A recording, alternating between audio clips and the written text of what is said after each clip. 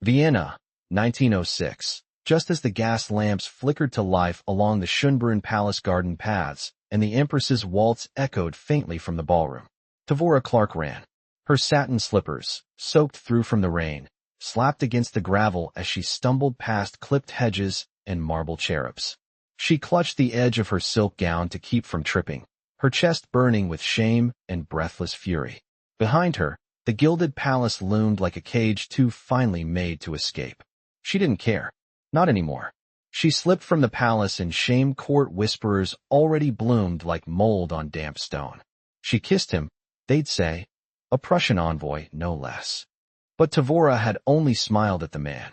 It was her cousin, Archduke Wilhelm, who'd planted the drunken kiss in view of half the ballroom, then laughed as she shoved him away.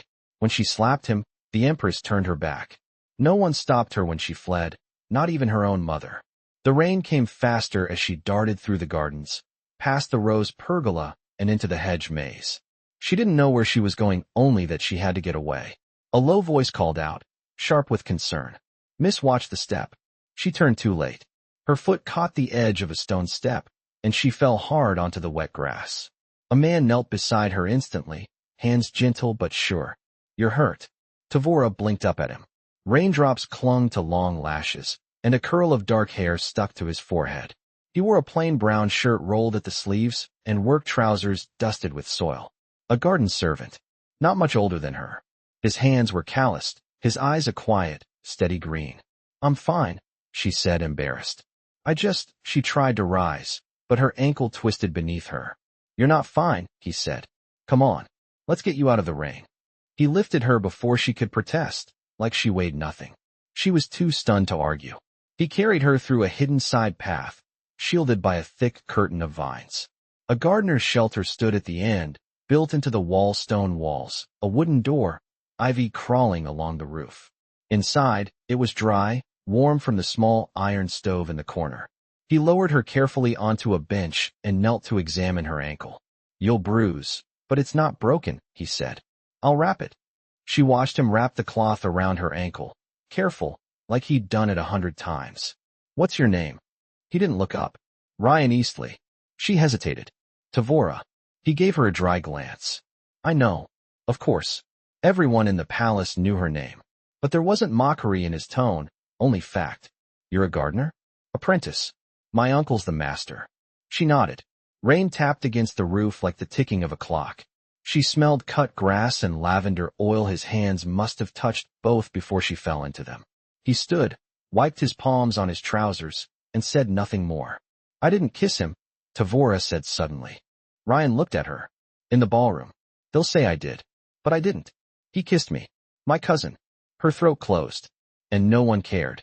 He didn't respond right away. Then he said, That's because they're afraid of him. She blinked. You know who he is? I know enough. She looked down at her hands. They were trembling. I just wanted to dance, she whispered. Rion crouched in front of her, not touching her, just there. Then you should have been able to. She met his eyes. No pity, just quiet truth. And something else, something anchored. She didn't know why it mattered, but it did. The next morning, Tavora limped into the rose garden before breakfast. She wore a plain gray cloak over her walking dress, and had twisted her hair up simply. No one stopped her. Court ladies avoided disgrace like it was a disease. Rion was pruning a row of white roses. He didn't turn. You shouldn't be here, he said. And yet, she said, here I am. He clipped a blossom and finally looked at her. You're not limping. I am. Just well practiced at hiding it. You shouldn't have to. She stepped closer. You didn't ask me to leave last night. I didn't want to. They stood there, the scent of roses thick in the air. Tavora reached out and plucked a petal from one of the blossoms. The gesture felt rebellious, even if it wasn't. Thank you for helping me, she said. Rion nodded. You didn't deserve what happened. Neither of them moved. The air between them was charged, not romantic. Not yet, but something new, something real. And dangerous. She broke the silence. Will you be here tomorrow? He hesitated. I usually am. She smiled. So am I. From then on, Tavora came every morning. At first, she asked about plants, how to tell when a rose was ready to bloom, how to replant lavender. Then she stopped pretending. They spoke about music, about the world outside the palace. He told her about his mother and grass, how he used to send her pressed flowers when he was little. She told him about her childhood in the palace, how lonely it was, how her governess never smiled. They never touched. But once, her glove brushed his wrist as he handed her a fallen peach blossom, and the jolt ran through her like thunder. Then came the letter, folded small, tucked under the silver sugar bowl on her breakfast tray. You are expected at the Empress's drawing room at 10. Wear something suitable. Mother. Rion met her in the garden an hour earlier than usual. You're pale. I'm being summoned, she said. They're going to marry me off. To someone foreign, someone useful. He didn't speak. I want to run, she said. I want to leave this place. He looked at her then. With me? Her heart stuttered. I have cousins in Innsbruck, he said. They'll take us in for a while. I can find work. You'd be safe. She could barely breathe. They'd hunt us. Only if they care enough to look. She laughed sharp, broken. They'll care. They'll say I've disgraced the family name. You haven't, he said. You've survived it. She reached for his hand. This time, she didn't wear gloves. Tomorrow night, he said. I'll wait behind the west gate. After the fireworks. She nodded. And for the first time since she was a child, Tavora smiled without fear. The scent of scorched powder lingered in the night air as the last firework burst over the gardens in a bloom of white and gold. Tavora awaited in the shadow of the west gate, her cloak damp from the dew clinging to the yew hedges. The iron latch beneath her palm was cold, and her fingers trembled not from fear, but from the weight of what she was about to abandon. The palace behind her was silent now, its windows dark. Only the upper lanterns burned, as if the building itself were dozing under the weight of its own opulence. Rion stepped from the grove, his boots muffled against the mossed path. He carried a satchel over his shoulder and a second cloak folded under his arm. No words passed between them as he draped it over hers. I brought bread and dried sausage, he said, his voice low. There's a train at dawn out of Huddledorf. We'll walk south until then. She nodded once, and with her free hand, lifted the latch. The gate groaned slightly as it opened. No guards stood watch. The Empress's firework display had drawn the entire night shift to the terrace. They slipped through. They walked in silence for nearly an hour, following the old maintenance paths that wound along the palace's outer gardens before spilling into the wooded lanes of the Laenzer Tiergarten. With each step, the weight of silk and expectation fell away from Tavora's shoulders. Her slippers had soaked through again, and her hem caught on brambles, but she didn't stop. When they reached the mouth of the forest, Rion paused beneath a hornbeam tree, its bark slick with night moisture. He unrolled the blanket from his satchel and laid it over the grass. We can rest here until the sky lifts, he said. Tavora sat carefully, drawing her knees under her cloak. The city below shimmered faintly, a suggestion of gaslight and chimney smoke. Her breath clouded in the chill. Have you ever been on a train? He asked as he bit into a piece of bread and handed her another. I've watched them from the palace bridge, she said. They always looked like they were leaving on purpose. He smiled faintly. They are. She chewed slowly, the bread coarse but welcome. What name will I use? He considered this. Eastley if you want. Or something else. Her brow furrowed. Wouldn't that make me your wife? It might make you safer. She said nothing for a moment. Then, you speak like someone who's had to hide people before. My uncle knew men from Trieste, he said after a pause. They helped Silesian workers cross into Hungary when the borders tightened. I carried food to the woods for them. Never asked names. Tavora leaned back against the tree trunk. I thought I was the only one who wanted to leave that place. But you already had one foot outside. I've never belonged there, he said. Even when I was a boy, I knew the palace wasn't meant for hands like mine. She reached into the satchel and pulled out a small tin. Inside, tightly wrapped in linen, was a pressed flower deep violet, its edges browned with age. Is this yours? She asked. He nodded. It's from the year my mother died. I kept it. Why did you bring it? He hesitated. Because I didn't want to leave everything behind. She touched the petal lightly. Then we won't. Not all of it. Their shoulders brushed as they sat beneath the hornbeam, the forest holding its breath around them. By the time the horizon warmed from indigo to gray, Tavora's head had drifted to his shoulder. He didn't move. When the first whistle of the morning train curled through the trees, they rose together. They reached the Huddledorf station just as the sky turned blush-colored. Rion purchased 2 third-class tickets with coins from his boot lining. Tavora stood beside him, eyes lowered, her bonnet pulled low. The conductor didn't glance twice. They boarded. The compartment was nearly empty. A coal merchant slept by the window, his head nodding with each jolt of the wheels. Tavora sat beside Rion, her hands folded in her lap. "I don't know what I'll become," she said quietly. "You don't need to know yet," he replied. The train pulled forward with a lurch. Tavora turned to the window. The palace, distant now, half obscured by fog, seemed to shrink with every mile. She didn't look back again. As the train curved out of Vienna, she felt Rion's hand brush against hers. He didn't grip it, didn't press. Just let it rest there, warm and steady. She turned her palm upward, fingers intertwined, and neither of them let go. The whitewashed cottage stood at the foot of the Nordkette Mountains, a modest structure with a steep slate roof and green shutters that blinked open each morning to the sound of cowbells and whined through the pines. Smoke curled from the chimney, and the footpath leading to the door was lined with marigolds, planted long before either of them arrived. It had been 3 weeks since the train left Vienna behind. Tavora now rose before dawn, her fingers red from laundering linens and her shoulders aching from chopping wood. It was work her body had never known before, but it did not revolt, it adjusted. Her palms blistered, then hardened. Her back stiffened, then strengthened. They shared the upper room above the kitchen, separated by a curtain drawn across the rafters. Though the bed was wide enough for two, they had not yet crossed the last threshold. She kept to her side, he to his, and between them hung the scent of pine soap and the unspoken promise of something waiting to be claimed. That morning, she found Rion in the goat shed, mending a trough with a hammer and splintered plank. His shirt was damp with sweat, and sawdust clung to his forearms. "I've been offered work," Tavora said, stepping inside the shed's open door. "At the dressmaker's in the village." He set the hammer down. "Doing what?" "Seam binding and hand-finishing hems."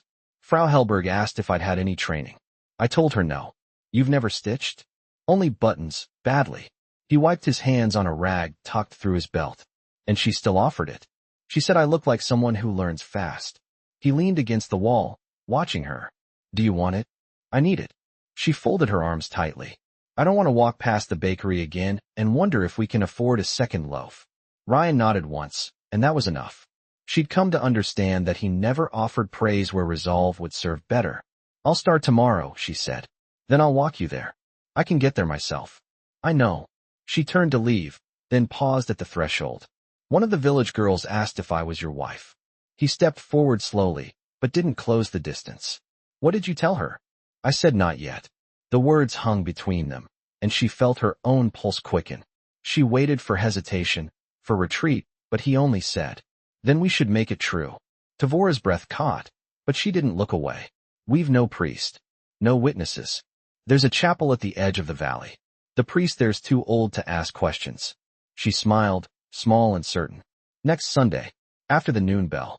He nodded again, but this time, his hand reached for hers. Their fingers laced together, not tentative now, but with quiet assurance. When Sunday came, she wore a dress borrowed from Frau Hellberg's niece, taken in at the waist and hemmed to suit her height. Rion wore his uncle's coat, brushed clean of dust. They walked the path between rye fields in silence, the chapel bell tolling once as they stepped into the stone nave. The priest's voice wavered, his hands trembled, but the words were clear. No gold band passed between them, only a loop of braided twine, tied around her finger with a knot firm as any spoken vow. Afterward, they walked back through the orchard behind the chapel. The sun pressed low against the hills, and apple blossoms drifted past them like slow-turning snow. "I don't miss the palace," she said, watching a cluster of petals catch in his hair. "You don't need it." She turned, brushing them away. "I have you." He kissed her then, the first time their mouths met without uncertainty. It was not hurried, not stolen. It was theirs. Later, they reached the cottage just as the sky deepened to violet. The marigolds along the path had closed for the night, and the shutters breathed open to let in the breeze. Inside, the curtain between the beds had been drawn back. Rion stepped aside, letting her pass first. She didn't pause. They undressed in quiet, the way one sheds winter layer by layer, until only warmth remains. And when they lay down together, it was not with urgency, but with the reverence of something long waited for. Outside, the The wind shifted through the trees. A nightjar called once, then fell silent. And in the hush that followed, Tavora reached for Rion, and he held her as though she had never belonged anywhere else. By the time September came, the first frost had traced its pale fingers along the fence rails behind the cottage, and the air in the mornings tasted of iron and wood smoke. The village girls had begun to wear shawls even in the afternoon, and the fields that once rolled green had turned to rough gold and rust. Tavora adjusted to the rhythm of the seamstress's shop more quickly than she'd expected. Her stitches, once uneven and slow, had grown precise, and her eye for color surprised even Frau Hellberg, who began trusting her with finer fabrics and custom work. She kept her head low in town, but she was no longer invisible. The baker's wife had started greeting her by name, and little boys on errands often paused to hand her stray buttons from the gutter, as if they knew she'd find a use for them. One evening, just after the sun dipped behind the ridge, Rion returned from the sawmill with a torn cuff and a quiet edge in his voice.